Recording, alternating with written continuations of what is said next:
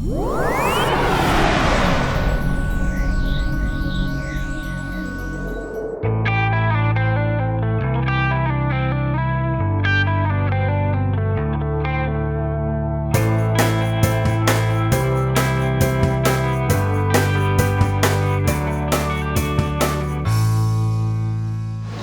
buenas tardes. En nombre de la Fundación La Sierra de la Comunidad Valenciana, bienvenidos a estos cursos de verano que ya llevamos más de 14 años celebrándolos y que nos animan a continuar haciéndolo por los vecinos de nuestros pueblos.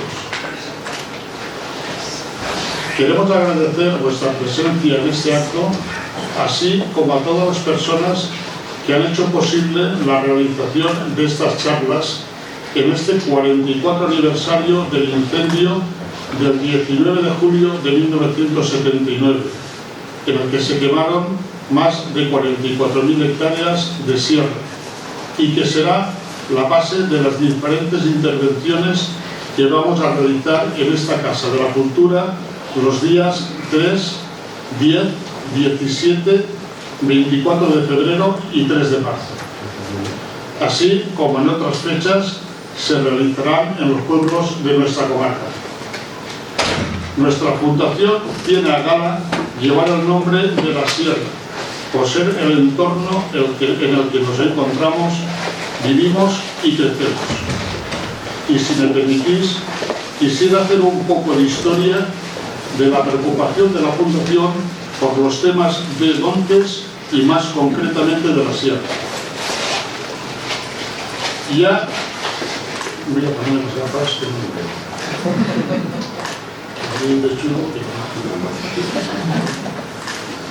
ya en la memoria de la primera edición de los cursos de verano, allá por el año 2011, se expresaba lo siguiente: la Fundación La Sierra quiere dejar constancia de su solidaridad por el trabajo que un numerosísimo y desinteresado grupo de inquilinos viene realizando en tareas de prevención y extinción de fuegos en nuestros montes, así como en la faceta de divulgación de los valores medioambientales de nuestra sierra, agradeciendo públicamente 3 actos en los que ha participado en estos primeros cursos de verano. Hacemos referencia a la confección del lienzo que corona la puerta de acceso a la placeta de los Feliles, por permitirnos formar parte de la marcha nocturna montesa y muy singularmente por haber organizado y dirigido una marcha especial al castillo por el Sendero de la Mota. En la misma línea y en la edición de los cursos del 2012 estaba programada la intervención a cargo de don José Rafael Pérez Borredá sobre el modelo de crecimiento agrario y sus límites ambientales en el secano central valenciano, de 1580 a 1930, que debió suprimirse a última hora por razones personales. En los cursos 2013 y 2016, Carlos Eudayora, a quien agradecemos hoy aquí su presencia en esta edición del 2023, dirigió las charlas Recuperemos los montes, defendamos la vida por una política forestal alternativa. El año 2014, José Manuel Alberich presentó el libro Nuestro Término, escrito por José María Simón, padre de nuestro conferenciante de hoy, y editado con el número 8 de nuestra colección. En 2015, la charla estuvo a cargo de doña Natividad Navarro, análisis de la evaluación de la población de nuestra sierra durante el siglo XIX.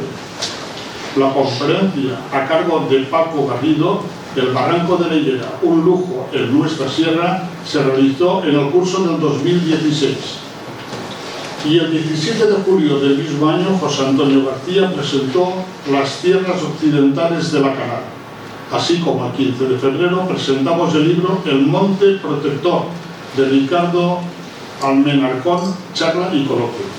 Estos son, a grandes rasgos, algunos de los trabajos que la Fundación La Comunidad Valenciana, la Sierra de la Comunidad Valenciana, hemos realizado y unidos a las charlas de estos días representan un punto y seguido en la divulgación, conservación y desarrollo en pro de nuestra sierra. Y ya sin más, cedo la palabra a José María Simón y Carlos Freire, que nos hablarán sobre el antes y el después del incendio de 1979, y a José Vicente Benito, cuyo enunciado es "Ya cumplimos 30 años". Deciros que a la entrada está a la venta el libro número 8 de nuestra colección y cuyo enunciado es "Nuestro término", escrito por José María Simón. Gracias a todos por vuestra presencia y vuestra colaboración.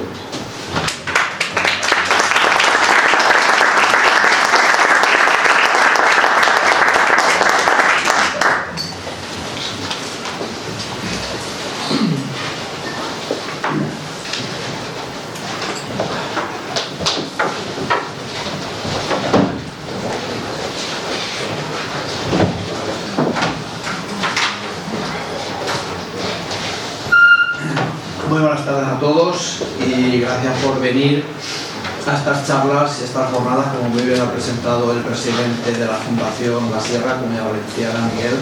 Pues nada, vamos a comentar lo que es o lo que ha sido durante estos últimos años, a partir del año 1900, prácticamente de lo que antes del incendio de 1979 y posteriormente al incendio de 1979. Sí que quiero dar las gracias a Carlos, como dice Miguel, tiene un apellido que es alemán, es bastante difícil, no me voy a atrever tampoco a decirlo. Carlos, en primer lugar quiero darte las gracias por estar aquí con nosotros. Carlos vive en la casa de Santís, vive aislado ya desde hace mucho tiempo en la sierra, no tiene televisión, no tiene radio, no tiene móvil, no tiene cobertura, y para poder hablar con él pues tienes que ir a su casa, la casa de Santís, en Vicor, término de Vicor. No confundamos Santís con Santís, son dos fincas totalmente diferentes, una en Vicor y otra en Enguera. Pero bueno, Carlos pues es una persona que ha vivido in situ este incendio forestal, una persona que sabe mucho de nuestros montes, gran amante y defensor de la naturaleza, y una persona que yo particularmente le tengo que agradecer el trabajo que has hecho por esta sierra de Enguera. ¿Sabes, Carlos? Eso no está pagado por nada, has trabajado mucho y hemos trabajado conjuntamente en muchísimos incendios, y aparte de eso pues hemos trabajado conjuntamente en el trasvase Júcar-Vinalopó, que al final pues no se hizo, igual como el trasvase del Ebro. Yo desde aquí te lo agradezco públicamente, las gracias, y además pues es miembro del grupo de auxilio, de pronto auxilio de Ayora, fundador de ese grupo. Y bueno, y todo eso, bueno, licenciado y encima pues es ingeniero agrónomo. Carlos, muchas gracias por estar. Bueno, vamos a centrarnos un poquito en lo que es la Sierra de Enguera y por su extensión, las alineaciones montañosas que tenemos, que llegan hasta Almansa. Tenemos el vértice geodésico de los Arenales con 1020 metros de altitud. Son sin lugar a duda un enclave natural y un valor biológico, botánico y arqueológico excepcional. De un difícil intento por delimitarlo, es difícil delimitarlo, pero por el sur estamos con el Valle de Montesa, al oeste el corredor de Almansa-Ayora, al este el río Sellén y la canal de Navarrés, y al norte el cañón de Río Grande y el peñón de los Machos con 1026 metros sobre el nivel del mar.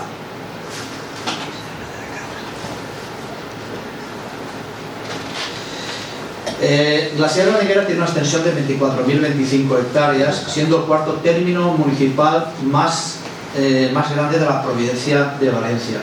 Está dividida en 4 zonas: La Redonda, Los Altos, Navalón y La Matea. Limita con los siguientes términos municipales: Anna, Chella, Bolbaite, Quesa, Ayora, Almansa, Fuente de Higuera, Mogente, Vallada, Montesa y Xapi. Ahí estamos viendo una diapositiva, también una fotografía del Macizo del Carroz con los 1126 metros, donde se puede ver al fondo nuestra Sierra de Enguera.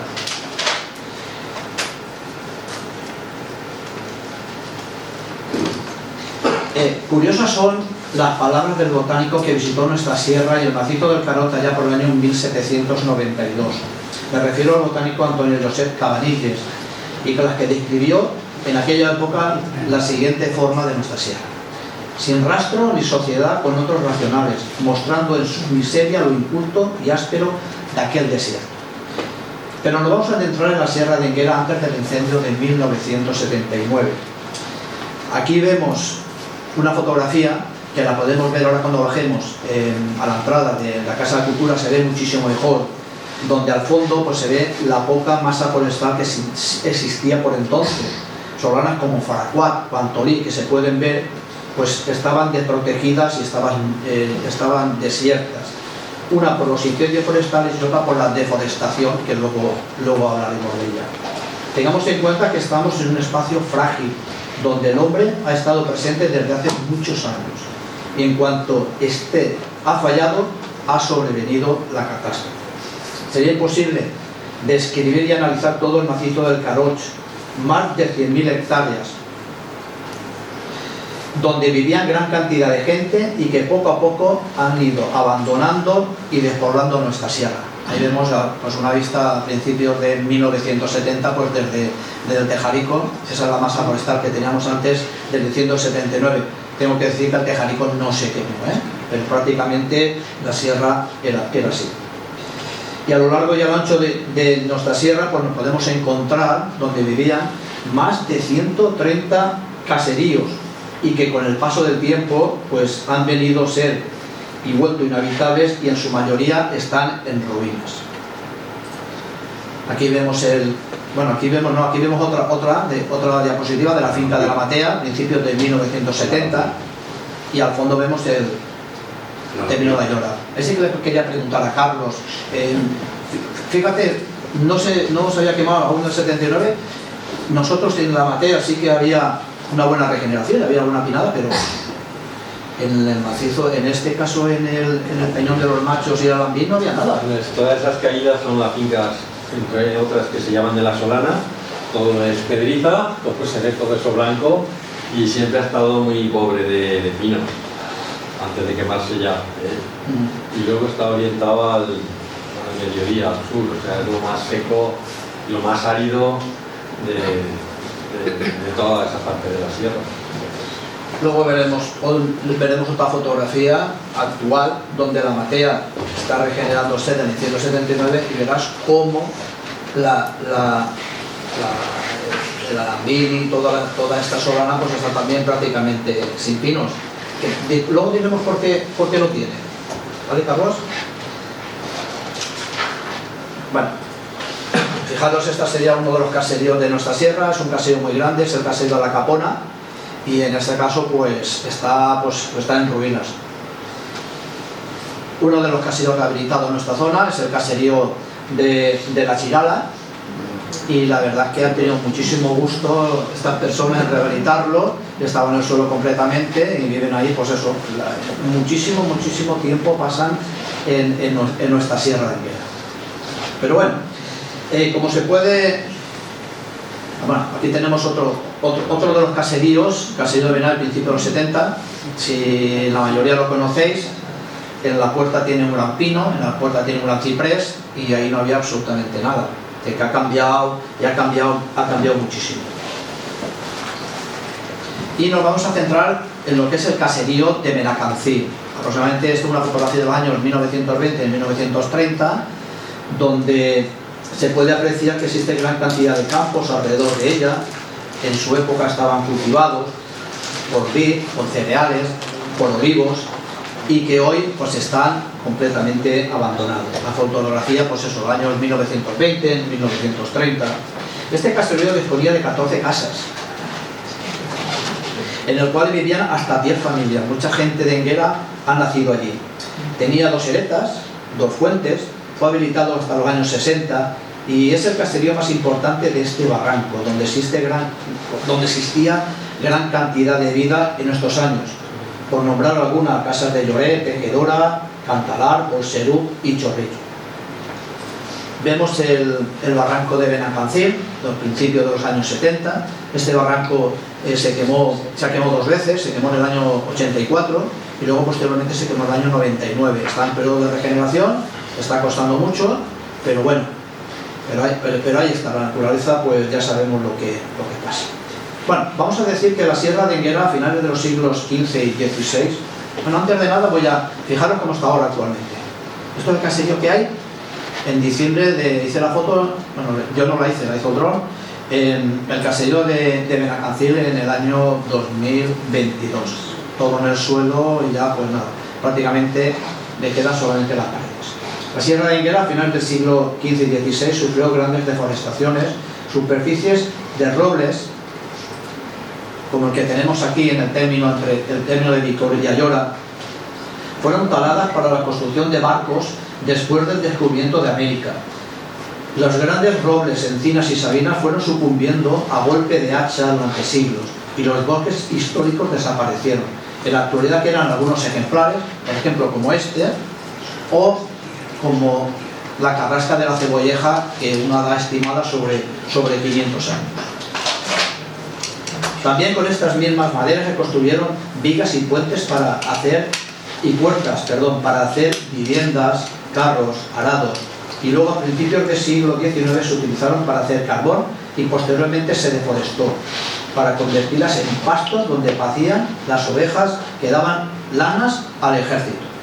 Y aquí sí que quiero que Carlos entre en acción, porque es una fotografía de su casa, donde vive hoy actualmente Carlos. Bueno, esto es la Umbría del Santís, la casa estaría aquí delante, ¿no? Esta es la era, y lo que quería llamar la atención es sobre la Pinada.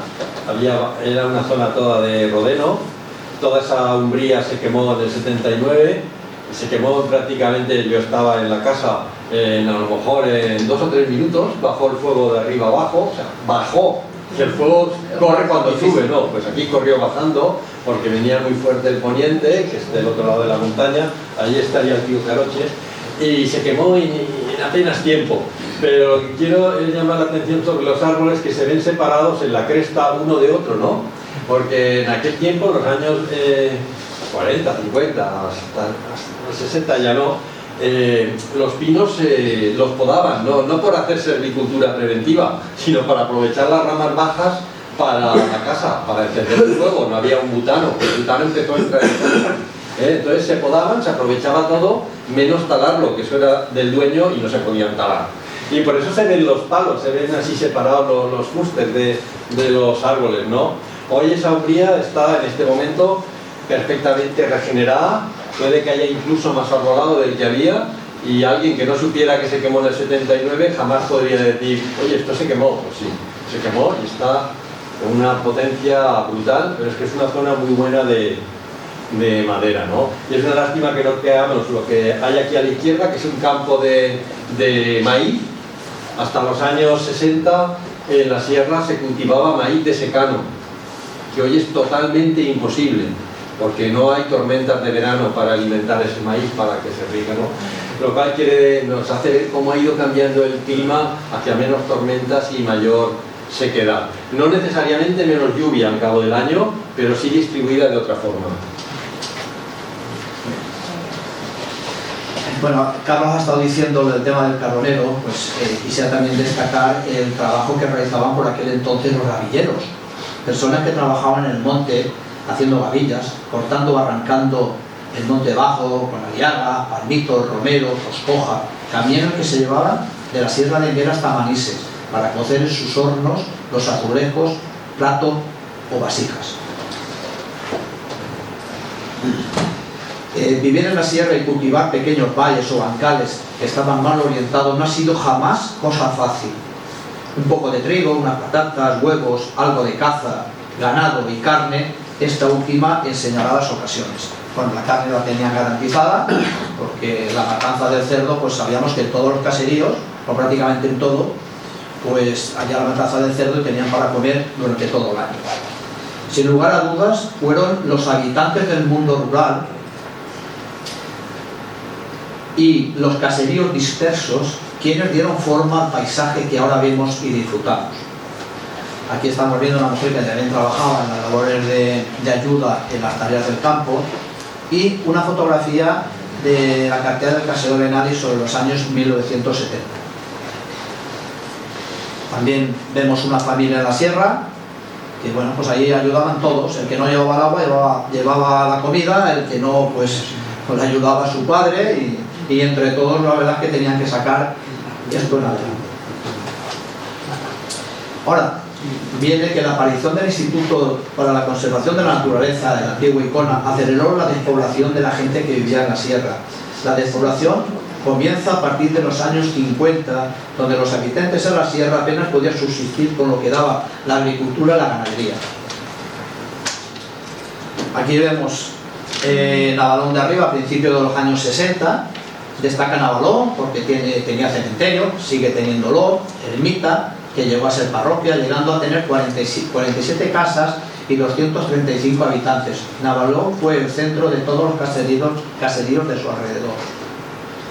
Otro de los núcleos también importantes era el caserío de Benali, núcleo importante ya que está en las estribaciones del macizo del Caroch y que también fue centro de múltiples caseríos, llegando a tener 78 habitantes con escuela propia, parroquia y cementerio. Llama mucho la atención la cantidad de gente, de niños y niñas que había en la sierra, porque había hasta maestro para poder... Muy curiosa la fotografía, porque encima sería día de verano o sería tarde que pegaba bien el sol, y cogían los pupitres y se los sacaban al lado de la fuente. Muy curiosa esa fotografía. Vamos a ver, por ejemplo, en este momento, uno de los caseríos que tenemos, que es el caserío de la Cebolleja, en la actualidad está en ruinas, disponía de dos pozos deshabitados sobre los años 70, finca que tenía en el Deslinde de 1907, tenía casi 50 hectáreas. Hoy todas sus tierras están abandonadas sin cultivar, y el caserío, pues la verdad es que da pena pasar y verlo así. Y luego, uno de los pocos medios que teníamos en la sierra para poder comunicarnos era el autobús. Todos sabemos, o mucha gente, sobre todo la gente mayor, pues que había línea regular. Carlos, a ver si me ayuda un poquito, de Enguera hasta Llora, o el Chambito o Zarra, ¿no? Chambito, ¿no? Pero es del propio Llora. Sí, la familia González, que tiene ahora autobuses González también, y Chambito los dos. Según me estaba comentando Pepe, pues que había pues a lo mejor un par de paradas, sobre todo en la Peraleja, que es donde venían los habitantes de Navalón, llegaban allí y continuaban la marcha. Ya hemos comentado que los caseríos distribuidos en nuestra sierra pues hay más de 130, había muchísima gente. En la zona de la Redonda había 31, en la zona de los Altos 46, en la zona de Navalón 22, y en la zona de la Matea 3. Fijaros la cantidad de caseríos que teníamos en la Sierra de Enguera y la cantidad de gente que podría vivir en ellos, que vivía en ellos.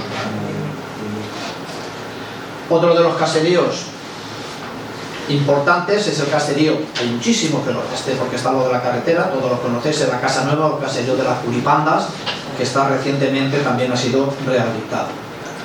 Y si las personas vivían en la sierra, cultivaban sus huertas y cultivaban todo, pues qué mejor que tener pues un abastecimiento, porque en cada casa lo lógico era tener su pozo, su fuente, su abrevadero, su aljibe, porque claro, tenían que primero beber ellas y luego beber las personas y luego que bebieran también los animales. Pues hay una cantidad, pues hay más de 200 puntos de agua entre fuentes, pozo, aljibes, abrevaderos. Esta es una foto de la Fuente Huesca, todos hemos ido a la Fuente Huesca, y eso como era anterior al año, aproximadamente sobre los años mediados de 1960. Hoy está todo cambiado, hay una balsa contra incendios y hay la fuente que todos conocemos. Pero es a finales del año 50 cuando comienza el despoblamiento en nuestra sierra. La gente se marcha de las ciudades, los caseríos y los campos quedan abandonados. Poco a poco el monte se adueña de los campos, de los bancales, que fueron sacados a pico y pala con el sacrificio de las personas que vivían en la sierra.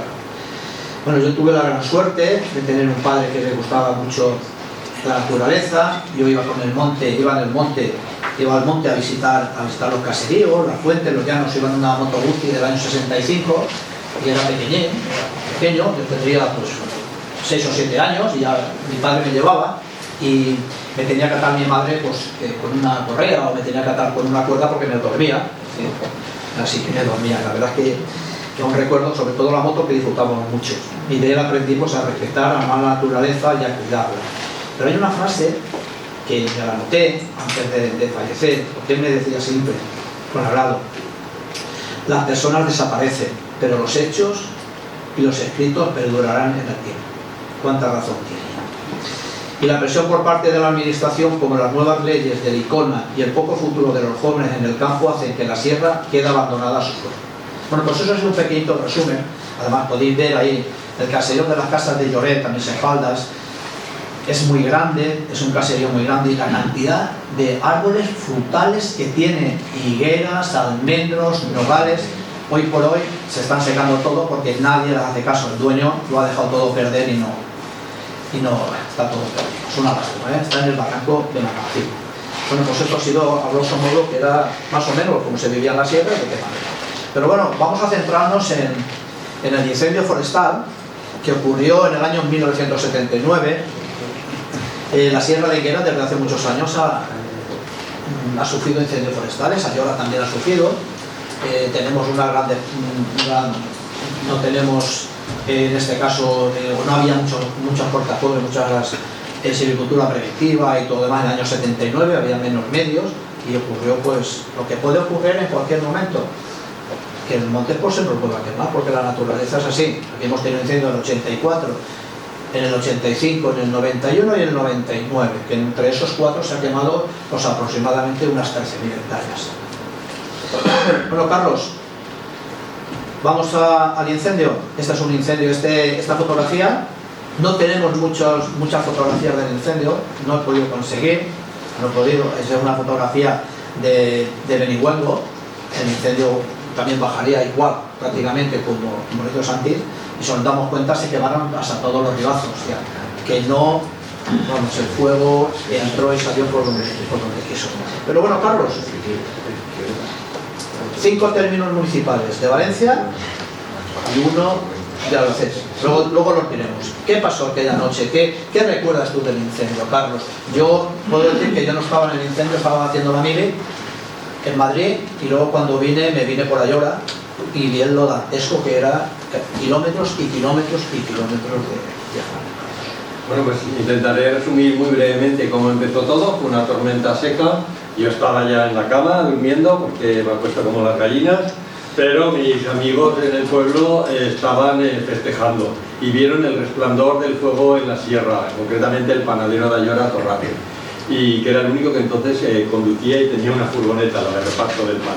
Y entonces él vino, me sacó de la cama, me dijo, parece que hay un incendio en la sierra. Subimos a un alto y desde ahí vimos el resplandor y dijimos, es un incendio, vamos por allá.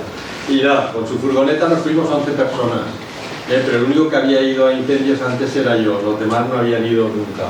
Llegamos al incendio, que estaba a unos 8 kilómetros de Ayora, en un sitio que se llama el Puerto de la Marta, y bueno, pues lo pudimos controlar con hachas y una azada. Hicimos un poco de perímetro y no sé si serían las 2 o las 3, lo dimos por controlado, pero evidentemente eso se podía reproducir. La gente, los compañeros, todos se querían bajar al pueblo. Primer grave error, nos bajamos al pueblo, pero fuimos al cuartel de la Guardia Civil a dar aviso, ¿no? Que todos los cuarteles estaban habitados, salió un guardia civil con pijama y ya no me acuerdo de su nombre, le dijimos lo que había pasado, dónde había pasado, y que en cuanto pudieran subieran porque eso se podía reproducir. Y el panadero se fue a hacer pan y los demás nos fuimos a la cama. Y por la mañana, no sé si serían las 10 o las 11, viene otra vez el panadero Torrate y me dice que dicen en la panadería a la gente que hay fuego en la sierra. Y digo, ¿otra vez? O sea que la Guardia Civil por supuesto no fue, pero es que resulta que había salido otro foco, aparte del que nosotros controlamos, pero que eso no estaba bien controlado evidentemente. Salió otro foco en otra parte que se llama la Casa Gachas, que estará igual en línea recta unos 4 kilómetros. Y entonces dijimos, pues vamos otra vez para allá, pero él ya no disponía de la furgoneta de reparto y no teníamos coche. Entonces intentamos subir haciendo autostop. Primero se lo pedimos al alcalde de Ayora, que ya ha fallecido, Manuel Piqueras, pero ese mismo día inauguraban el complejo apícola, la asociación de apicultores que hay en Ayora, la cooperativa tan grande. Entonces digo, pero si ahí venía el ministro, me acuerdo, yo hoy no puedo ir a ningún lado, ni nada. La cuestión, el alcalde no nos pudo llevar. Y entonces paramos a otro chico de Ayora, tampoco nos podía llevar. Fuimos andando hasta el cruce del campo de fútbol, esa es la carretera Paranguera, y ahí nos paró un ingeniero de Licona que iba al incendio. O sea, para que veamos cómo se trabajaba entonces. y nos subió en su coche y le dijimos lo que había pasado y dijo, pues yo voy a otro incendio. Él iba al de la casa Gachas, del nuestro no se sabía aún nada, pero cuando llegamos a la altura del nuestro, que está más o menos el desvío de la casa Aliaga, para quien conozca la zona, en el kilómetro 7 viniendo para acá, pues le dijimos, déjanos aquí que nosotros vamos al nuestro. Porque de la carretera apenas se veía uno nuestro, pero el otro ya iba más fuerte. Y llegamos, no había nadie, y aquello empezó a tirar enseguida con mucha fuerza, mucho poniente, y bueno, nosotros ya no pudimos hacer nada. Y cuando llevábamos ahí alrededor de una hora, vino la brigada de la UNDE, por el forestal Felipe Sánchez, que ha estado de forestal en la UNDE toda su vida, hasta que murió el hombre, y nada, y aquello fue imparable. Y en poco tiempo cruzó la carretera de Ayora a Enguera, que de donde empezó la carretera había 1 kilómetro, lo cruzó. Y solo puedo decir que así pues duró 6-7 días, estuvo quemando. En la parte que da Ayora el fuego murió por aburrimiento, porque ya no tenía que quemar. Y el problema grave con el que nos encontramos en aquel tiempo es que era también la construcción de la central nuclear de Cofrentes. Y todas las personas que podían echar una mano estaban en la central. Salían los autobuses de la plaza del pueblo para la central y nadie iba al incendio. Ese fue un problema, faltó gente para ayudar, ¿no? Porque medios oficiales había pocos, una brigada, la brigada de la UNDE, 5 personas, sin agua y sin nada, con atadas y hachas, nada más. Y luego el otro segundo problema es que en Ayora los montes, casi todos, hasta el incendio, ya no, eran privados. Y había varios dueños que llevaron una política pésima hacia la población, o sea, que no dejaban hacer leña, que se portaban muy mal con la gente, ¿no? En una época en que casi el único jornal venía de ahí. Y el momento del incendio, yo creo que para muchos fue el momento de la venganza, ¿no? O sea, no nos habéis dejado hacer leña, no os habéis dejado hacer lo que tradicionalmente se hacía, pues ahora apagarlo vosotros. Entonces faltó gente para apagar. Luego, a raíz del incendio, el ICONA compró casi todos los montes. Y ahora son públicos, son de la Consellería, pero eso vino después del incendio. Antes eran casi todos particulares, salvo la UNDE, pero la UNDE no se quemó, la UNDE está al lado que linda con Albacete. Bueno, después de esto, Carlos, sí que me gustaría, porque esto es el pico de 1126 metros sobre el nivel del mar, un sitio donde se ve, bueno, me ha comentado hasta el que estaba de vigilante que en días claros se veía hasta Ibiza, que tienen muchísima, pero claro, con prismáticos, por supuesto, y que tienen muchísima visibilidad todos los términos, ¿no? Así que me gustaría que dijeras que sí. ¿Qué ocurrió esa noche? Bueno, en el 79 no existía este palacio, digamos, ¿no? Era una casita muy pequeñita con una litera y ahí vivía el vigilante día y noche de Teresa, José Montoya, yo le conocía mucho. Era un artista del Esparto, hacía maravillas. Bueno, pero es muy posterior, ¿eh? Bueno, pues este hombre se tragó todo el incendio y cuando ya llegó a la falda del Caroche, él solo controló toda la umbría de Rodeno, que si hoy subimos al pico Caroche veremos que hay una umbría a la izquierda del camino que no se ha quemado.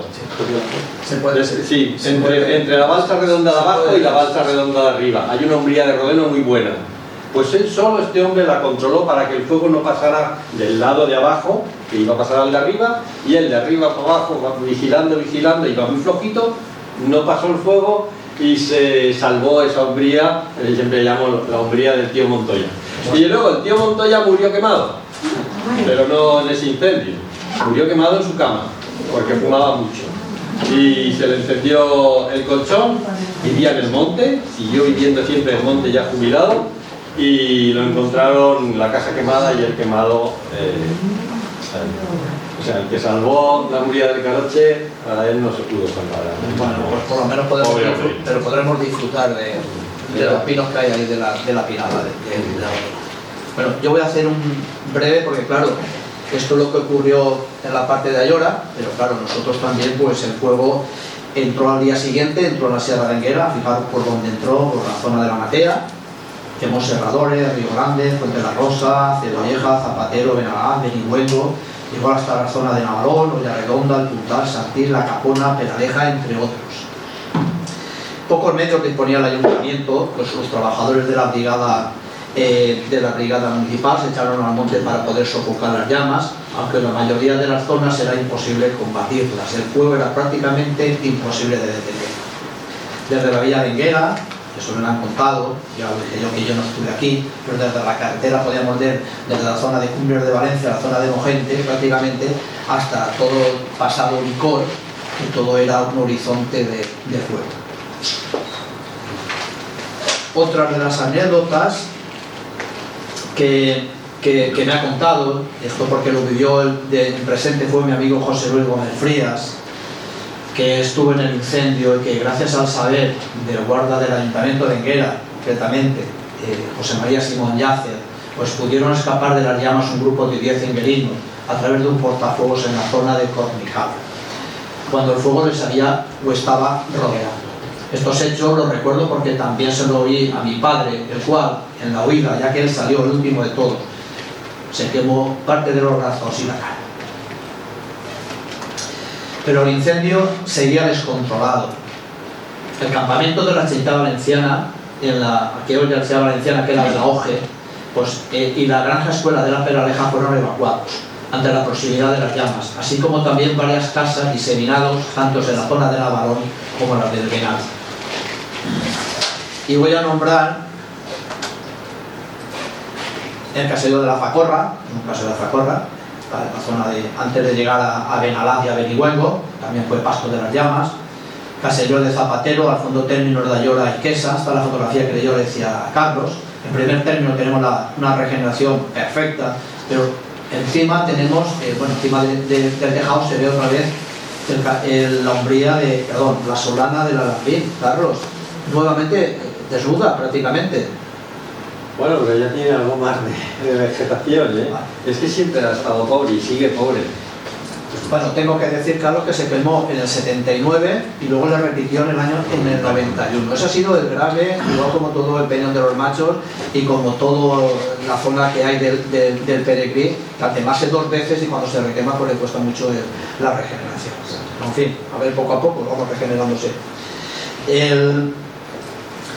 Las llamas de 70 metros de altura. Eso decía el comandante Vicente Ripoll, que se encontraba al mando de las 5 compañías del Ejército de Tierra que colaboraron en la extinción. Dice que ya en el trabajo que estaban realizando, el día a día, que no servía absolutamente para nada, y la fuerza con que se enfrentaba al fuego hacía que era imparable. A veces las llamas alcanzaban hasta los 70 metros de altura y era imposible atajarlas. Hemos visto cómo las llamas saltaban sin ninguna dificultad cortafuegos de más de 30 metros de longitud y que estaban limpios. También hay que recordar que las precipitaciones recogidas en el año 79 prácticamente en la sierra pues no superaban los 140 litros por metro cuadrado. Eso significa muy poquito lluvia y el terreno estaba muy seco. Como ha dicho Carlos, el fuego duró entre 6 o 7 días. Y los medios utilizados, que son los datos que yo tengo aquí de Enguera, pues colaboraron Guardia Civil, ingenieros de Licona, 200 voluntarios, personal del ayuntamiento, 3 avionetas, 2 hidroaviones, 2 coches Cuba y 5 compañías del ejército.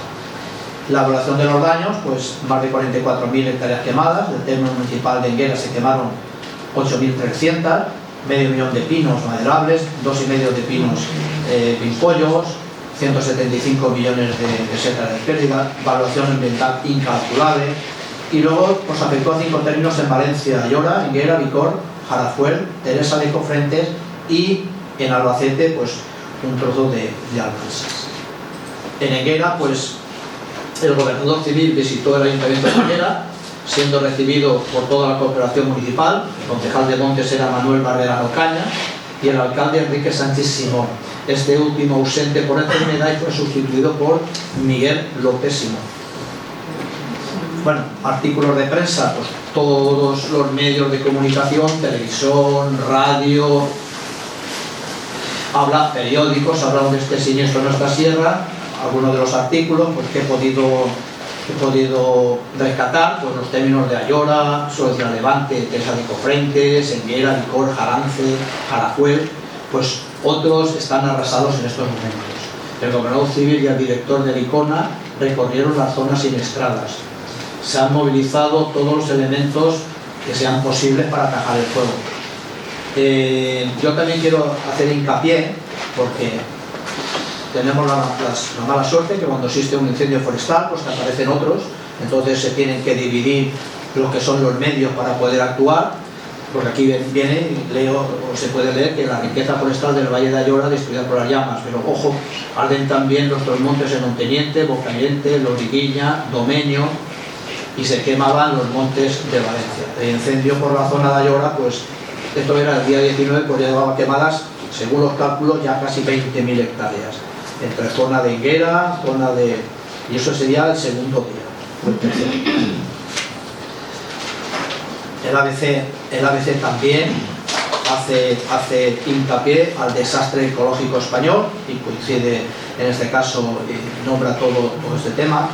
Y por último, sobre el incendio, pues vamos a terminar pues con la historia de este incendio, con este agradecimiento al pueblo de Navalón.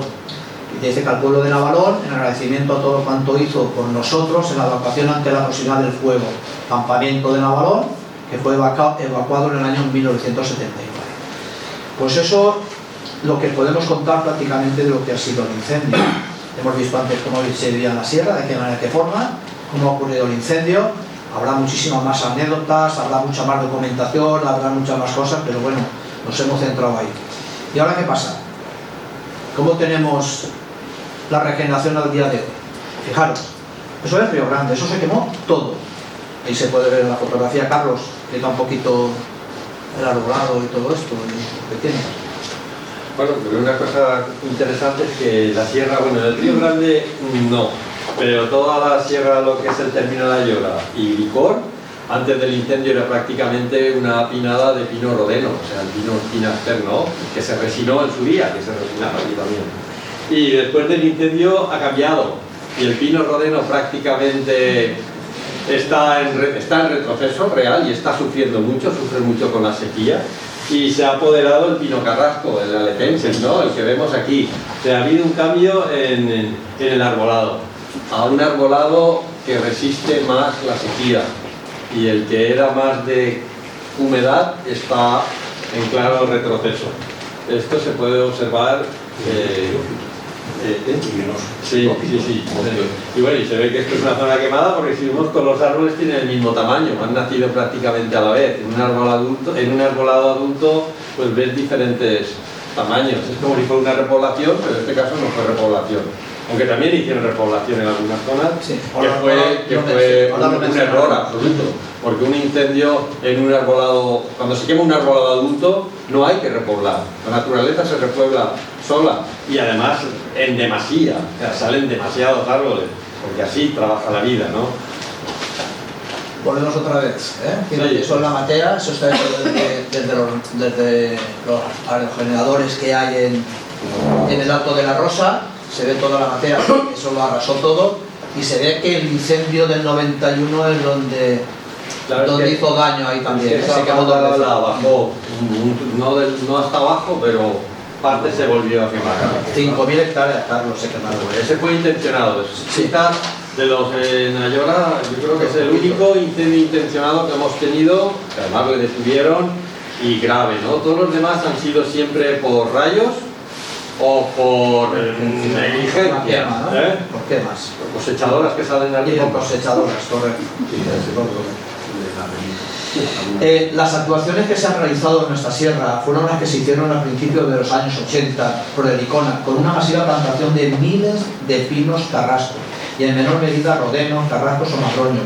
Zonas como la Bajea, Serradores, la Cebolleja, entre otros, fueron elegidas para su reforestación. También se ayudó con podas a la regeneración. Estas plantaciones se degradó y mucho el suelo. Bueno, ahí vemos, eso es una fotografía de ayer mismo, una fotografía de la zona del Benafetal, se ve la zona de Ayora y la zona de Licor. Ahí se ve también hasta el río Fraile, Carlos, ¿no? Sí, este barranco es el río Fraile, aquí, y eso es parte de la muela de Licor, que después de la guerra civil se quemó por completo. Y ya se había regenerado y les volvió a quemar, pero está otra vez regenerado. O sea, tampoco nadie diría que no se ha quemado ya varias veces. En estas plantaciones, como he comentado, se degradó y mucho el suelo. Además de lo que ya se lo hizo el incendio, se actuó con varias zonas con máquinas pesadas, máquinas caterpillar. Hoy pues prácticamente no se usa, donde se labró el monte, dejándolo con muchos agujeros que hoy en día se pueden ver en muchas de las zonas. En la mayoría de las zonas quemadas no se ha intervenido, sobre todo en los barrancos, zonas de una buena regeneración natural y espontánea tras el incendio. Como muy bien hecho Carlos, ahí vemos una fotografía de los 79, todos son pinos rodenos, y la verdad es que no hace falta en este caso la regeneración, salen ellos solos. La regeneración de carrasca ha sido muy buena, pero los robles es mucho más lenta y no existen muchos ejemplares. Hay zonas en las cuales se ha recuperado bien también lo que es el fresno, sobre todo en las sombrías. Hay bosquecillos de fresno, el barranco de la Cancel, la Carrasca, hay muchas zonas en las cuales hay, y la verdad es que el Madroño también están recuperados. Bueno, pues eso sería después del incendio. La verdad es que seguramente nos estamos pasando de tiempo, seguro, nos estamos pasando de tiempo. Vale, por una pincelada de lo que podríamos gestionar nuestros montes y con eso terminamos, Carlos, ¿vale? Yo creo que, todos sabemos que los trabajos de las cortafuegos, silvicultura preventiva y todo demás, pues, es muy importante cara a la gente. Claro, sería imposible limpiar todo el monte, pero por lo menos aquellas zonas en las cuales se puede trabajar con maquinaria de tractores, pues sería muy importante el poder hacer silvicultura preventiva y además se puede hacer áreas cortafuegos.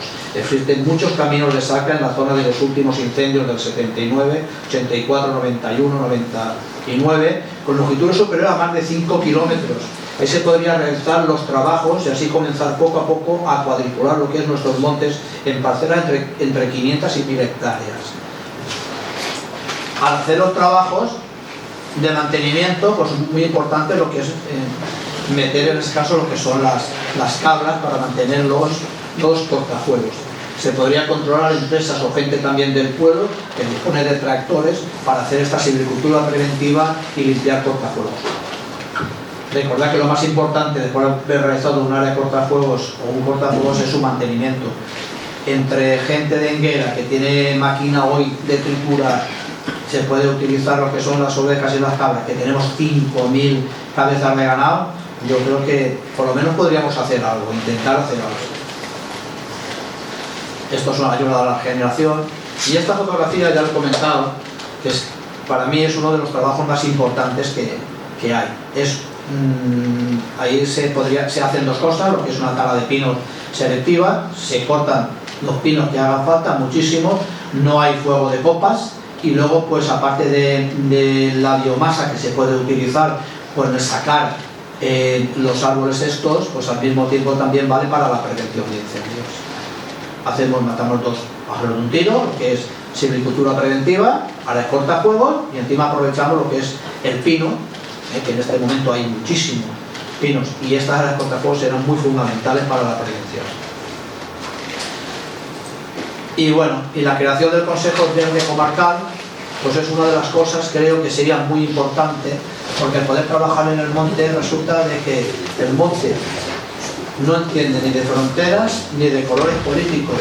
Nuestro término municipal, por ejemplo, termina en Benali, pero comienza el término de Bolbaite. ¿Por qué no unirse toda la comarca y hacer proyectos conjuntos de trabajo silvícola, trabajo de poda, trabajo de mantenimiento de cortafuegos? Y aparte de esto, pues daríamos trabajo intentaría dar trabajo a la gente. Por último, porque se habla también lo que es el interfaz agrario forestal, los caseríos de nuestra sierra, es la limpieza que hay alrededor de los caseríos, por si viene un incendio, pues en este caso pues poderlo atajar y que el incendio no se quede. En Enguera tenemos un grave problema y lo tenemos en la mota, no tenemos un interfaz, no tenemos ahí la limpieza que tenemos que tener por los barrancos, y en cualquier momento nos pueden ver un fuego del piquet y media población de Enguera seguro que se evacuaría. Pues ahí es uno de los trabajos que habría que hacer. Luego el mantenimiento y mejora de los caminos rurales, muy importante para la prevención de incendios y también para el turismo rural. Y con esto voy a terminar, pero esto creo que es muy importante lo que voy a comentar ahora, que es el trabajo de la recuperación y mantenimiento de campos de cultivo abandonados, ¿vale? Esta, por ejemplo, lo podemos ver en Huelvo. Vemos una fotografía antes de los trabajos que está realizando la Sociedad de Cazadores de Enguera, y esta sería pues cómo quedan después. Poco mantenimiento y se harían muchas hectáreas. Poda de higueras, recuperación de árboles frutales sería fundamental porque se nos están muriendo todos. Y luego, pues aquí por ejemplo esto es un hogar en el caserío de Benihuelvo, que sería para recuperar esto que hemos hablado. Puntos de agua, mejor el mantenimiento de puntos de agua es fundamental de controlar los incendios forestales. Y ya termino porque Pepe ya me ha sacado la tarjeta roja de allí detrás y ya termino. Y yo quisiera, para terminar, que una sociedad moderna y próspera no puede sostenerse sin la preservación y participación y potenciación con un entorno saludable. Por ello, el carácter medioambiental debe impregnar a todas y cada una de las actuaciones municipales que se deben de realizar en nuestras sierras y que sirvan para mejorar y cuidar nuestros montes. Bueno, pues esto ha sido la charla. Carlos. Sí, esto ha sido la charla, gracias por vuestra atención. Y bueno, pues eso es un poco más o menos el sentido.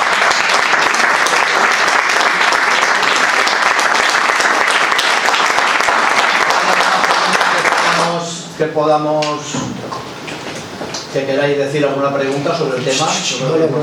¿No? Voy después. Después, vale. Son 5 minutos. Lo he preparado. Sí, pero las preguntas después. Vale, pues yo empiezo rápidamente. Vale, José. Bueno, yo voy a centrarme un poco en lo que ha sido la constitución de nuestra asociación de ADEN.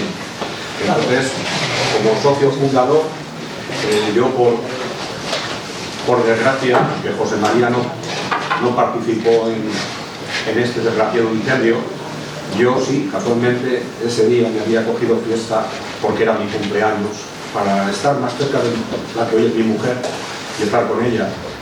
Esa noche en Valencia dije, me voy a mi pueblo, y el primero de la mañana cogí el primer tren y me fui para Higuera. Tuve la gran suerte de encontrarme con Jaime Guillén, que estaba dentro del tren, y él fue el que me trajo luego de Játiva a Higuera. Me presenté en el ayuntamiento, entregué mi carnet de identidad porque ya era mayor de edad. Ese día cumplía 19 años y estuve casi 3 días en el monte. No quiero contar porque, lo mismo que Carlos, para mí fue desastroso, aparte de que era ese día para mí un día especial, fue un día que nunca se me ha olvidado, y eso quizá ha hecho en mí, junto con luego con los incendios del 84 y del 85, cuando llegó el 91, que ese verano del 91 ya habíamos estado en el de Ayora, confiábamos en que nos íbamos a salvar, y mira, tuvimos la desgracia de que la noche de San Miguel aquí nos volvió otra vez a golpear otro incendio. A partir de ahí es cuando, con la gente que yo conocía, empecé a buscarles, y fruto de ello es lo que os voy ahora un poco a leer. Voy a empezar diciendo que en este año, en el que cumplimos 30 años del nacimiento de ADN, quisiera recordar un poco la historia de nuestro comienzo. Pues durante muchos años, por culpa de los incendios, muchos enguerinos nos encontrábamos para ayudar como voluntarios. Como es lógico, con mucha voluntad, pero con pocos medios. El ayuntamiento nos facilitaba de lo que disponía, algún batefuego, azadas y alguna mochila. Como ya el ayuntamiento disponía de la red de emergencias local, que la componían algo más de 30 voluntarios con sus propios vehículos, que eran los que a su vez nos transportaban, y en ellos disponían de emisoras de radio aficionada. El ayuntamiento creó un listado para una brigada de voluntarios. Fue en el incendio del año 91, la semana de San Miguel, en el que la impotencia, la tristeza, lágrimas, el ver cómo el fuego destruía todo lo que cogía por delante, al igual que tantos enguerinos como yo sentimos nuestra sierra y nuestro monte, y a pesar de tener vivido numerosos incendios, tanto pequeños como grandes, pero que todos te dejan huella. Fue así que un pequeño grupo de amantes de la naturaleza, que comenzamos con Miguel Ángel Pérez en la Escuela de Adultos, en el aula taller de medio ambiente, nos empezamos a dar cuenta que teníamos que crear una asociación para poder colaborar con las administraciones, tanto locales como autonómicas, pues con la brigada de voluntarios no podíamos solicitar ninguna ayuda oficial. Durante el año 92 ya empezamos a realizar pequeños trabajos de silvicultura preventiva en la zona del castillo. Tanto es así que aquel año ya celebramos el Día del Monte, que fue el 16 de febrero de 1992. Poco a poco se nos empezó a reconocer y por parte de la Consellería de Medio Ambiente nos hizo entrega, tanto a los voluntarios de Ayora como a 14 más, de una motobomba con capacidad para 500 litros, la cual nos la hizo entrega a los 14 municipios el consejero. Por parte del ayuntamiento fue el señor alcalde Enrique Sánchez y como voluntario un servidor. Dicha motobomba, cuando se constituyó ADN, el ayuntamiento nos la cedió. Fuimos realizando más salidas y pequeños proyectos de silvicultura con el ánimo de crear la asociación. Y por fin empezamos con reuniones aquí, en la Casa de la Cultura, de la mano de Miguel Ángel Pérez, invitando a otros colectivos y personas que compartiesen como con nosotros el medio ambiente, como la Sociedad de Cazadores, miembros de la red, conservacionistas, etc. Pronto empezamos a desarrollar ya los estatutos y el 30 de abril del año 1993 se constituyó la comisión gestora, que fue formada por presidente Miguel Benito Simón, secretario Miguel Ángel Pérez Martínez y vocales Hipólito Rodríguez Martínez, Manuel Albalaz Pareja, Manuel García Aparicio y un servidor José Vicente Benito Simón.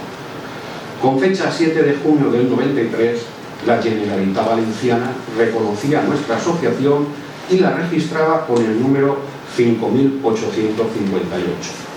Así pues empezaba nuestra andadura y con reuniones posteriores en la Casa de aquí de la Cultura pusimos fecha para la Asamblea General de la primera Junta Directiva de ADN, que fue el 19 de noviembre de 1993. En dicha asamblea salió elegido la siguiente Junta Directiva.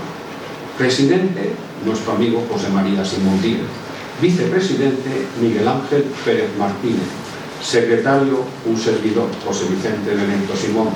Tesorero, Miguel Juan García y un vocal, Salvador Sáenz. Pronto se comenzó a trabajar y el día 11 del 12 del 93 se realizó la primera actividad en la zona del Piquet, conjuntamente con la brigada de la Diputación de Valencia. Deciros que la primera sede fue en la Casa de la Cultura. Luego la pasamos al antiguo edificio de Correos, hoy el museo, y posteriormente al actual emplazamiento, edificio junto a la Fuente Caña. No quisiera olvidarme. Quisiera recordar a los compañeros que colaboraron por defender nuestra sierra. Muchos de ellos formaron parte de nuestra asociación desde el principio, aunque no lo estén en la actualidad. Mi recuerdo especial para Ernesto Aparicio y para Eduardo Belda. No tengo palabras para deciros, solo diré grandes. Y para todos los que dieron, para siempre, gracias. Y cómo no, recordar a los presidentes Miguel Benito, José María Simón, Miguel Chirlaque, Adil Antolí y el actual Fermín Poquet. Para mí todos ellos ejemplares en el desempeño y logrando que ADN esté siempre en lo más alto, así como a todos los que formaron las juntas directivas, que con toda ilusión se esforzaron por sacar adelante este gran proyecto que se llama ADN. Posiblemente con muchos aciertos y, cómo no, con tropiezos y deslices. Unos siguen en activo y otros cuando se les requiere, pero todos con un mismo fin: defender nuestra sierra y nuestro medio ambiente. Esperamos cumplir otros 30 años y muchos más, pues nuestra sierra siempre estará esperándonos. Animo a todos los que formamos parte de ANER a seguir adelante por el camino que unos pocos comenzamos y que hoy somos muchos, cientos, que como yo sienten y quieren nuestra sierra. Doy las gracias al Ayuntamiento de Higuera, tanto el actual como a todos los anteriores, por su apoyo en todos estos años y sobre todo a las asociaciones y al pueblo en general. Gracias.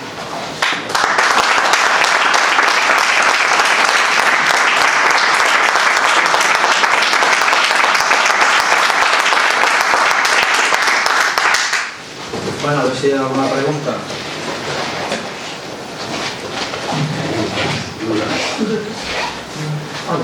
Yo quisiera preguntar ¿qué cantidad de culpabilidad tuvo Icona en los años 50 cuando empezó a plantar pinocaras con grietas y eliminó a la gente del monte sin querer, y eliminó a las cabras son las que entran en el monte. Las ovejas, me dijo un pastor un día en una casa de aquí en la sierra, me dijo, las ovejas son muy señoritas, ellas no entran con las cabras no les limpian el monte, se quedan en los pastizales de un campo de trigo viejo o lo que sea. Y todo eso, yo era muy pequeña y entonces no podíamos ir a los abuelitos delante de casa, controladas por nuestros padres, y no había nada que quemar, más que abuelitos de nada, todas las noches nos sentábamos en la verita y jugábamos. Hasta eso se nos prohibió. Y después toda la gente que he conocido han dicho que tenía mucha culpa esas plantaciones que nos dejaban tener cabras y que por tanto, si no tenían cabras, las ovejas no podían estar y todo eso mermó la vida de los caseríos. Y allí no había casas de campo con cultivos, no había ganado, pero al venir aquí, pues entonces todo eso que me pasó a mí, que nos pasó cuando éramos pequeños, se resucitaba y en las preguntas nadie las contestaba, hasta que poco a poco se contestaron. ¿Qué?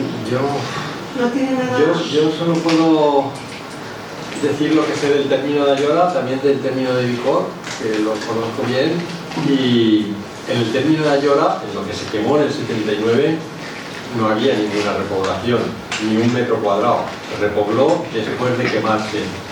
Y en el término de Vicor, Vicona repobló también después de quemarse. Bueno, yo creo que en el término de Vicor no sé si repobló, pero en esta zona que se quemó en el 79 no hubo repoblaciones antes del incendio, vinieron después. Y sí que es cierto que después de que se quema un monte, el Icona y ahora la Consellería y todas las comunidades autónomas prohíben durante 5 años que entre el ganado. Esto es real, pero esto tiene sentido. Ahora, que el Icona, yo creo que lo que produjo más malestar fue la política de restringir la caza a los vecinos de los pueblos, o sea, los acotados, más que las repoblaciones, que aquí fueron posteriores a los incendios grandes, pero lo de la caza se puso muy difícil y yo creo que ahí sí que hubo rencillas con la administración, pero no tanto con las repoblaciones. O sea, yo no creo que las repoblaciones tuvieran nada que ver. Vendrían después y eran innecesarias porque el monte se regeneró solo. Pero, por ejemplo, en la zona de Ayora, la parte que es de la Hunde, que linda con Albacete, todo eso es repoblación del Icona, pero ya antes del Icona, de cuando se llamaba la Dirección General de Montes, de los años después de la guerra, de los años 40 y 50, pero también para dar trabajo a la gente, o sea, era una finalidad social la que se perseguía, no dar jornales. Pero eso no se ha quemado. Y hoy se ve que repoblación, son todos de la misma edad en la Hunde, en muchas zonas de la Hunde, no en todos, no en toda la Hunde. Ya, nosotros tenemos el ejemplo de la regeneración, que la plantación de pinos que tenemos en el Castillo y en el Piqué son de los años 57 y del año 58. Todo ahí. Se ha quemado un poquito, se quemó un poco, el incendio creo que fue en el 2003 y luego pues nada, la zona está así. Bueno, a mí lo que pasa es que ha habido aprovechamientos madereros, bueno, es que sobre todo el tema de la biomasa, que tú has estado conmigo viendo los trabajos y creo que fue excesivo la tala masiva que hubo en Lombardía. De hecho, ahí en el Piqué tenemos la existencia de que lo que se repobló todo era pino alepensis y en cambio toda la umbría de debajo del Piqué son pinos rodenos. Bueno, aún queda alguno, pero que casualmente eran los veteranos que estaban ahí y luego sí. De todos modos, la gente abandona la sierra porque se vivía mucho mejor en los pueblos, no en las ciudades. La gente se va a Barcelona, se va a otros sitios y la comodidad, hay nuevos eso, y la diferencia en vivir en un sitio donde tenías una economía de subsistencia, una economía que podías dar educación a tus hijos, que podías dar ciertas cosas, pues ahí viene también parte del abandono. En las fincas de la sierra no se podía vivir de ellas. ¿Qué ibas a hacer con tus hijos? No iban a estudiar. Hay unas nuevas eso, aunque mucha gente iba a zonas empobrecidas de las ciudades, pero tenían más posibilidades de llegar a un cambio que no se supo manejar, y vienen estos problemas que tenemos ahora. Se siguen viendo los mismos problemas que en aquella época, y no sé si sabremos solucionarlos. Es complicado. Yo, sin embargo, siempre he creído que la actuación de Icona era más, o sea, porque era totalmente errónea y se ha demostrado que no iba a ningún sitio, pero iba destinada a despoblar las casas que habían, porque vivían miles de personas, funcionaban, y todos sabemos que han tenido hijos, los han sacado adelante, han ido, han funcionado, hasta que evitaron tener ganados, hasta que evitaron, o sea, una serie de normativas que se sacaron y los fueron ahogando y la gente tuvo que ir. Pienso yo que es más eso, lo otro, qué duda cabe que todos buscamos la comodidad y tal, pero... Fueron varios factores. Hay otros factores, y no es solamente que, por eso. las fincas de los montes tenían varios ingresos, ¿no? Los dueños, que no siempre eran los que trabajaban la tierra, pero bien, tenían la madera, tenían el ganado y tenían el cereal. Esto era lo principal, ¿no? Entonces, la madera, el problema es que perdió todo su valor. O sea, antes de quemarse la sierra, en el 79, mi familia vivía de la madera. Nosotros hemos estudiado, todo ha salido de la madera, de los pinos. Y se pagaba un pino 500 pesetas, antes del 79. Ahora el pino ni se paga, pero bueno, si le ponen precio, como aquí que creo que han salido a 10 euros la tonelada de biomasa, un pino maderable tiene unos 250 kilos por ahí, sale, ¿a cuánto nos vamos? A 250 euros el pino. Y han pasado 50 años. La madera no tiene valor.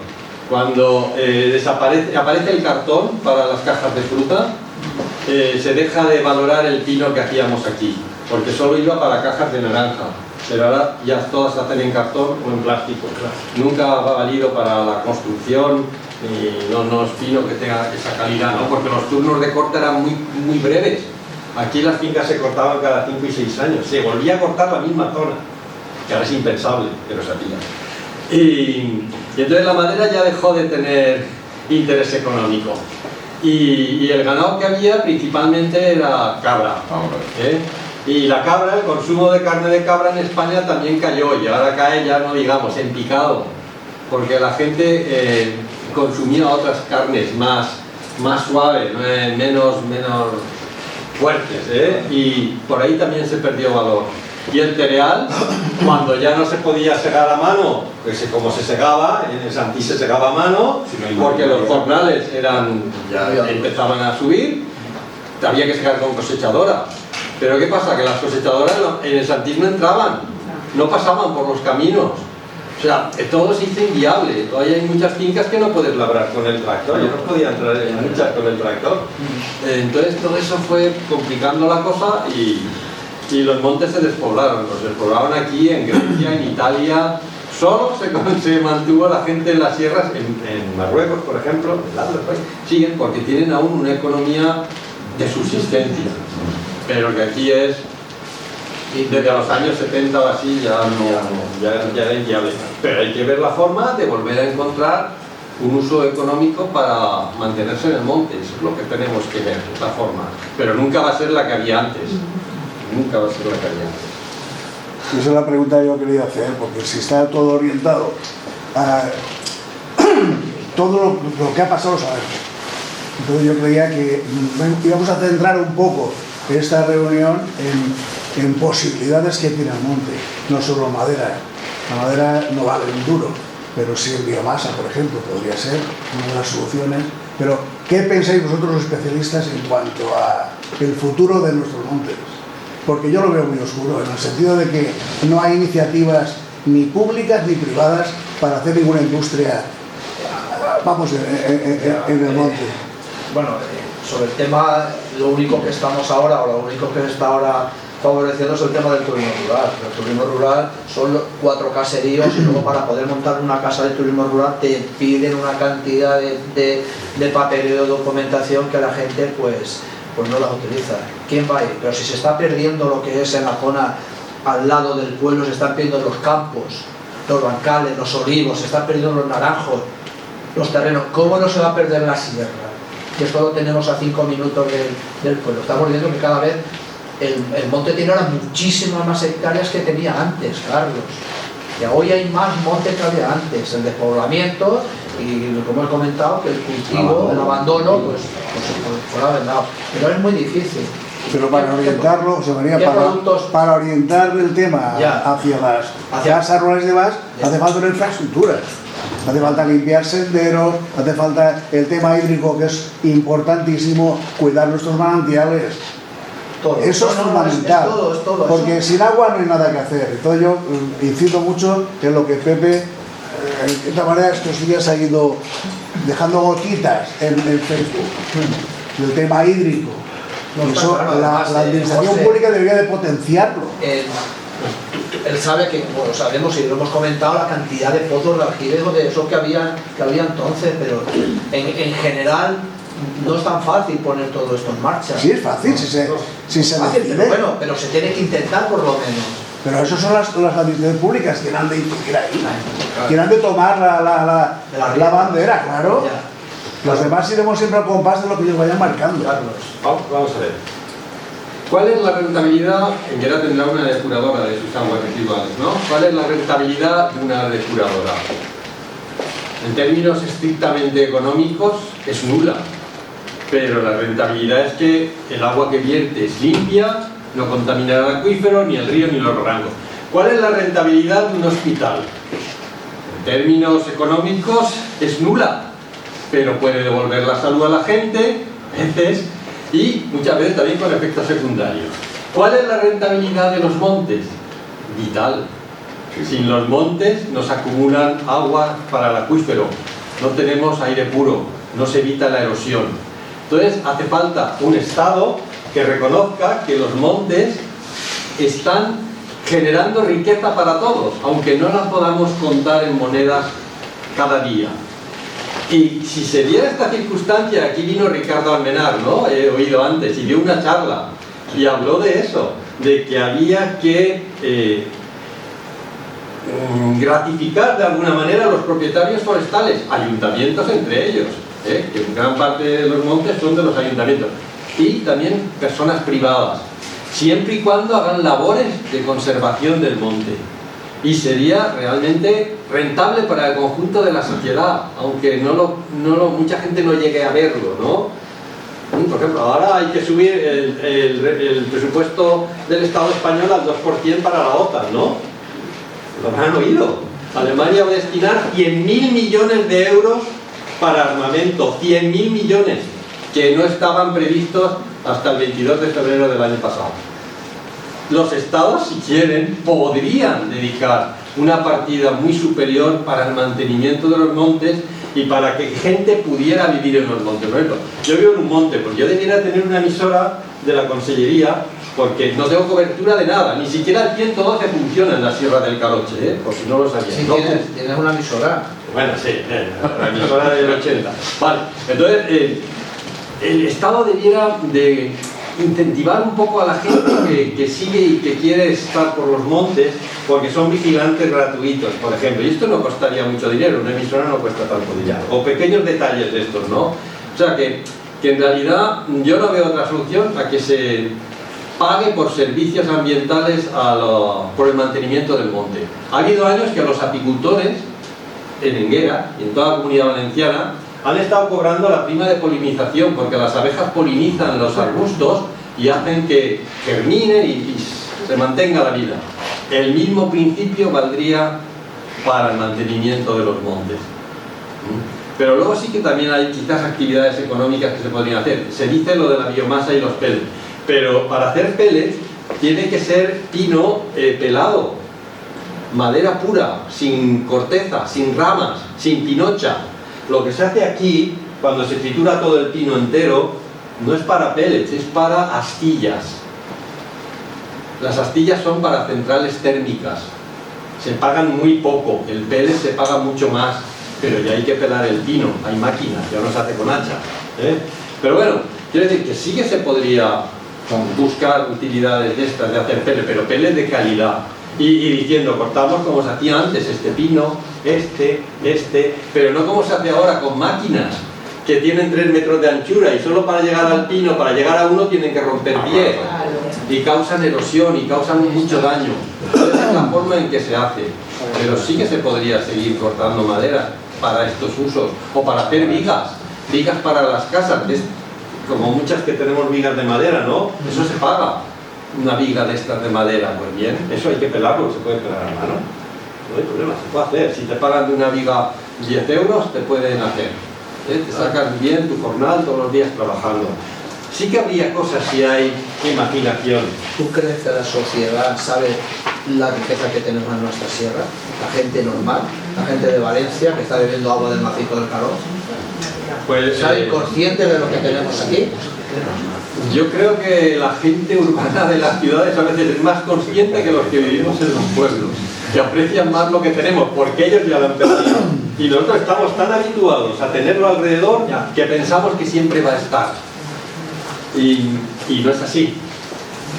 El turismo rural está orientado a la gente de las ciudades, no son los de los pueblos los que van, ¿no?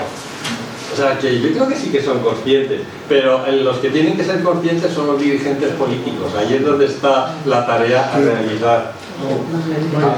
¿Tú qué opinas que una buena figura podría ser un parque natural que se convirtiera? Yo creo que, mira, Esto no es por nada, pero los temas que estamos tocando en este momento tendrán. Si los reventamos, pues los hemos reventado. No, simplemente es tu opinión. ¿Qué? ¿Qué opinas sobre eso? Si podría ser. Si nos No, preguntan, yo no digo el tuyo, digo el tema del uso económico de los montes. Efectivamente, incluso corrijo un pequeño detalle tuyo, Carlos, y es que sí que está cuantificado, de hace años. Almenar lo tiene cuantificado hace años. Sí, lo sé. Recuerda que tú lo vas a saber mejor que yo, No, tú lo has seguido. Lo sé, pero bueno, no quería entrar en detalles del libro de Almenar y sus cifras, ¿no? Pero sí, está cuantificado y hasta la tasa que se habría que poner para gratificar. Con esto no quiero cortar, sino... Pero la figura es ese tema de consideración. Bueno, lo de... Sí, mi opinión, lo de parques naturales... A ver, tu opinión. Bien gestionado y bien... Parques naturales sin presupuesto, ¿qué es lo que tenemos? No sirven para nada, para hacerse una foto. Hemos creado un nuevo parque natural, pero la gente que vive en la zona del parque natural entiende que va a tener más limitaciones y entonces puede ser recibido con rechazo, como la política de Icona, pues recibida con rechazo. En la muela de Cortes, en los años 70, aquí, mientras pongan tablillas habrá cerillas, y salían los periódicos, ¿eh? Pues bueno, el mismo rechazo puede venir a parques naturales si no se explican bien. Bueno, si no nacen desde la comarca, la gente aprecia tanto su zona que quiere protegerla y pide una figura de protección. Y luego desde la autonomía, en este caso, si hay presupuesto para que ese parque pues dé puestos de trabajo, para que se sostenga, porque tenemos muchos parques naturales, pero como si no hubiera parque natural. Se degradan porque no hay dinero, porque no se destina dinero. Entonces, no sé yo si tiene mucho sentido, ¿no? Quizá sea una tontería. Bueno, yo he conocido la historia hoy, entonces lo desconozco, pero hablando de posibles reclamos, porque al final parece que todo tenga que ser extracción y extractivismo de recursos de la naturaleza, pero me han comentado, igual hay alguien aquí que lo conozca mejor, por ejemplo en Alcoy se ha reintroducido el buitre y bueno, pues se ha generado allí una especie de, por ejemplo en las carnicerías me han dicho que lo que no podían utilizar pues se lleva allí y luego pues eso ha generado un atractivo turístico y no sé, me ha parecido una idea interesante que si nos ceñimos siempre en madera o ahora en los macro huertos solares o siempre como algo material, ¿no? Pero quizá estamos viendo de que la sociedad está demandando también precisamente esa naturaleza que ya han perdido, pues a lo mejor darle la vuelta y y al mismo tiempo que la cuidamos, pues que tuviera algún beneficio económico. No, eso es real y es una fuente de riqueza en algunos parques nacionales de España. Monfragüe recibe miles de visitantes para hacer fotos a las cigüeñas negras, a las especies que hay ahí de gran valor que no existen ya en casi ningún lugar. Y el buitre pronto estará aquí, porque ya se ven poblaciones de 30, 40 buitres por la zona de Jarafue, de Ayora, de Cortes, Yo creo que no me llegaba. pero sí, yo los he visto muchas veces. Lo que pasa es que no han anidado aún, pero en Vicor tenemos la Sierra del Buitre, se llama así porque había buitres. Entonces, y el otro día lo he comentado, no hay más que leer el Madoz, el libro escrito en 1840 por para el Ministerio de Hacienda, donde habla de todos los animales que había en estos pueblos, y vemos lo que había y ahora no hay, pero que con el tiempo seguramente volverá. Por ejemplo, en Ayora había muchos lobos, dicen, gran problema con los lobos. Pues el lobo probablemente volverá. Y sí, todo esto atrae turismo también, eso es cierto. Pero volverá, ¿te refieres espontáneamente? Sí. ¿O habrá que hacer algún tipo de gestión? Yo no soy partidario de traerlo porque la posición siempre sería brutal. Tiene que llegar por sí solo y tiene que explicarse a la gente, a los 4 ganaderos que nos quedan en la sierra, o 5, claro, porque ellos van a tener problemas. Entonces, para convivir con el lobo, pues tendrán que hacer como hacen en la Sierra de la Culebra, que se quemó la Sierra de la Culebra, sí, en Zamora, que se quemó este verano prácticamente toda. O sea, es otra historia, y encima ya están muy tocados como para traerles el lobo. Otra cosa es que llegue el solo, pero hay que explicarlo bien y hay que pagarles cuando les mata un animal, enseguida indemnizar, como es la política con el oso en Asturias, ¿no? En Asturias la población de osos crece, pero bueno, porque se indemniza rápido dentro de lo que cabe. Castilla y León está más difícil. O sea, tiene que haber siempre dinero por detrás para que la gente que va a ser perjudicada no sea realmente perjudicada, que son los que están sobre el terreno. De hecho está pasando ahora con los jabalíes. Están llegando a Gandía, están llegando a zonas de la playa que en la vida ha habido jabalíes. Lo digan porque no tienen papo. Si tú no tienes los manantiales limpios, si ellos no tienen agua, agua es la vida. Yo creo que eso es muy fundamental. Por eso está en los montes y en las sierras. En los animales, quienes no tienen comida, ¿dónde bajar o dónde la pueden conseguir? Claro. Por eso llegarán con su natural, a lo mejor, ciertos lobos o otros. Por eso, porque aquí no teníamos cabras apenas y ahora estamos inundados. Todo esto llegará, bueno, posiblemente. Vale, pues... Miguel, ¿cierro yo? Sí, bueno, pues agradeceros de nuevo otra vez que hayamos pasado aquí un rato. Esto da para mucho, ¿lo veis? Se puede hablar de la sierra horas y horas. Carlos no se cansaría, ni yo tampoco me cansaría de hablar, más pues somos juntos. Tenemos 64 años, nacimos en el 58, Carlos, y como dice Carlos, pues nos queda mucha mecha por tirar ahí hacia adelante. Luego, de verdad, luego agradecer otra vez a Carlos, nos ha defendido muchísimo en la sierra, y la verdad es que continúe, pero de vez en cuando, pues, no sé, a ver si por lo menos llévate una radio, una radio, porque digo, ¿qué hora es? Dice, pues no lo sé, es que no sabe ni la hora que vive. Y eso pues... La verdad es que tiene suficientes libros como para no... Sí, nunca está solo, él lo he dicho. Hace poquito tiempo hicimos una entrevista que pronto saldrá a la luz, y una entrevista creo que muy interesante. Pues Carlos, pues nada, José Vicente y a todos, muchísimas gracias. Gracias a la Fundación La Sierra por la invitación, Miguel y Pepe, y nada, pues a continuar.